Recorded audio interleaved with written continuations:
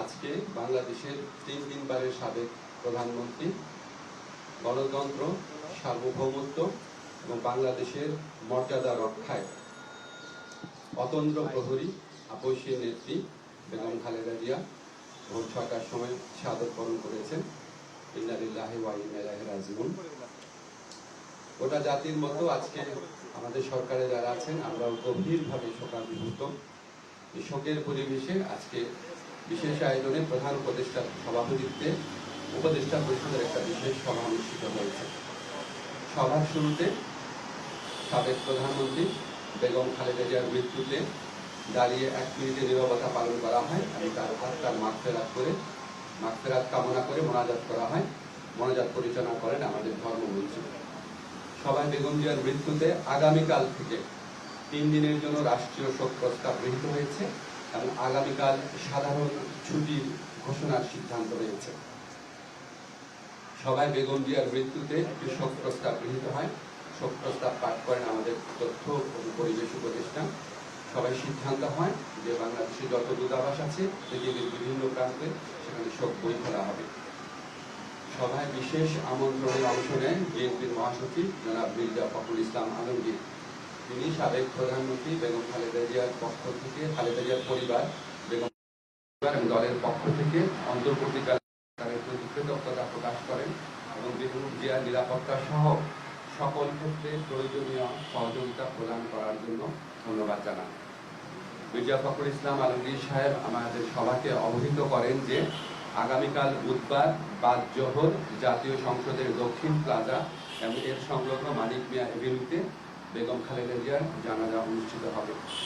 জানাজার পর তাকে শহীদ রাষ্ট্রপতি, বীর মুক্তিযোদ্ধা রাষ্ট্রপতি জিয়াউর রহমানের পাশে দাফন করা হবে। দাফন করা হবে শহীদ রাষ্ট্রপতি জিয়াউর রহমানের পাশে।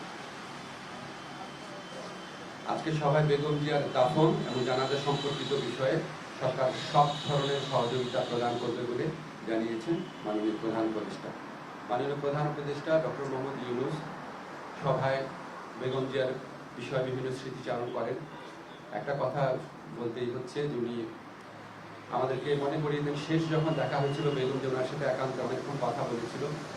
আপনারা জানেন সেনা সদরে অনুষ্ঠিত হয়েছে প্রোগ্রাম, সেখানে উনি অত্যন্ত সুন্দর ছিলেন, সবার সাথে কথা বলেছেন এবং উনি স্মৃতিচারণ করেছেন মাননীয় প্রধান উপদেষ্টা। এবং উনি এটা বারবার বলেছেন যে আজকে এরকম এই জাতির এই বিশেষ মুহূর্তে আমাদের বেগম খালেদা জিয়ার উপস্থিতি অনেক প্রয়োজন ছিল। গোটা জাতি ওনার জন্য দোয়া করেছে, আল্লাহর ইচ্ছা উনি চলে গেছেন। কিন্তু বাংলাদেশের ইতিহাসে, বাংলাদেশের প্রতিটি মানুষের হৃদয়ে, বাংলাদেশের প্রতিটি আত্মমর্যাদাশীল গণতন্ত্রকামী দেশপ্রেমিক মানুষের হৃদয়ে ওনার অবস্থান অক্ষয় অবিনশ্বর হয়ে থাকে।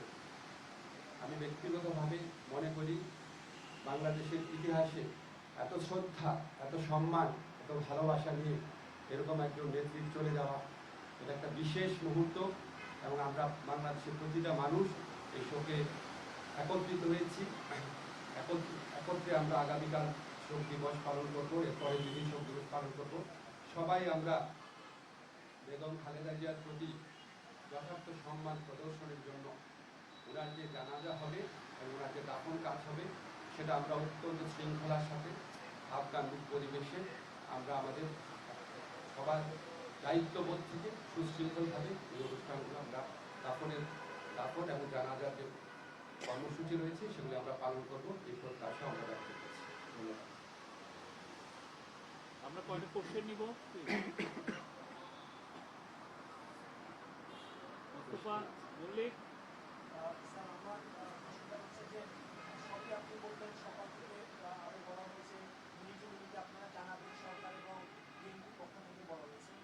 আমার একটা প্রশ্ন হচ্ছে যে মানুষজন বলছে যে খালেদা জিয়াকে মানে মারা যাওয়ার মধ্য দিয়ে প্রমাণ করতে হয়েছে যে তিনি আসলে অসুস্থ ছিলেন। আপনি এর আগে সবচেয়ে বেশি সোচ্চার ছিলেন, তাকে বিদেশে পাঠানো, তার শারীরিক অবস্থা এবং এই সরকার আসার পরে তাকে আসলে অতি গুরুত্বপূর্ণ ব্যক্তি হিসেবে গণনা করা হয়েছে।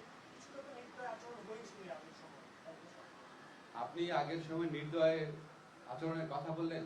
ওনাকে একটা প্রহসনমূলক রায়ে ওনাকে জেলখানায় পাঠিয়ে অকথ্য নির্যাতন করা হয়েছে।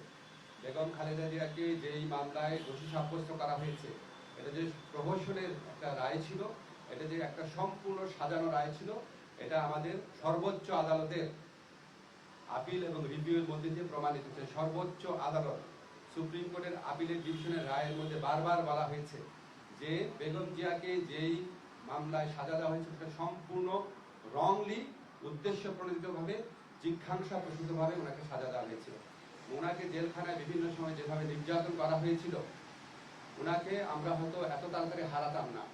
আমি ব্যক্তিগতভাবে মনে করি বেগম জিয়ার এই মৃত্যুর পিছনে ফ্যাসিস্ট যে প্রধানমন্ত্রী ছিলেন শেখ হাসিনা এবং ওনার যে সরকার আছে, অবশ্যই তার দায় রয়েছে।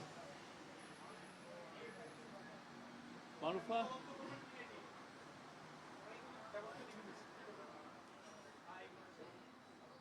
তবে আপনাকে একটা জিনিস আমরা বলি, আমরা আমাদের সরকারের পক্ষ থেকে আপনারা সবাই লক্ষ্য করেছেন, আমাদের যা করার ছিল, আমাদের মাননীয় প্রধান উপদেষ্টা প্রফেসর ডক্টর মোহাম্মদ ইউনূস উনি ব্যক্তিগতভাবে সমস্ত সময় খোঁজ খবর রেখেছেন। যা দরকার ছিল, ওনার যদি আবার বিদেশে পাঠানোর মতো অবস্থা থাকতো, অবশ্যই আমাদের সরকারের পক্ষ থেকে সর্বাত্মক সহযোগিতা করা হতো। উনি ব্যক্তিগতভাবে এই জিনিসগুলোর খোঁজ খবর নিয়েছেন। আমাদের দুর্ভাগ্য, আমরা হয়তো বেগম খালেদা জিয়াকে বছর খানেক বা বছর দুয়েক আগে যদি আমরা হয়তো পেতাম, হয়তো আমাদের পক্ষে কিছু একটা করা সম্ভব ছিল। আল্লাহর ইচ্ছা উনি চলে গেছে। তবে আমাদের জন্য সবচেয়ে বড় আনন্দের ব্যাপার হচ্ছে উনিও সারা দেশের মানুষের সম্মান, শ্রদ্ধা এবং ভালোবাসা নিয়ে বিদায় নিয়েছেন। এই সুমি, কোশ্চেন? Any? ঠিক আছে, আপনারা সবাই ভালো থাকবেন। এই বিষয়ে একটা মিটিং হচ্ছে এখন 12:30টার সময়, কালকে সিকিউরিটি সিচুয়েশন। আমি জাস্ট মাইকেই বলে দিচ্ছি, কালকে মাননীয় প্রধান উপদেষ্টার নির্দেশক্রমে আগামীকাল জানাজা এবং দাফন অনুষ্ঠান সার্বিকভাবে কোঅর্ডিনেশন করার জন্য 12:30টার সময় এখনই আমরা স্বরাষ্ট্র মন্ত্রণালয়ে বসছি। এছাড়াও বিভিন্নভাবে কোঅর্ডিনেট করা হচ্ছে। আমরা চাই এই আগামীকালের যে জানাজা এবং দাফন এটা যেন সুশৃঙ্খলভাবে অনুষ্ঠিত হয়। আপনারা সবাই সহযোগিতা করবেন। আপনারা গণমাধ্যম এই স্বৈরাচারী ফ্যাসিস্ট সরকারের পতনের পর যেভাবে সরকারকে বিভিন্ন কাজে সহযোগিতা করছেন, আমরা সত্যি কৃতজ্ঞ। আগামীকাল ইনশাআল্লাহ আমরা আপনাদের সহযোগিতা পাবো। ধন্যবাদ।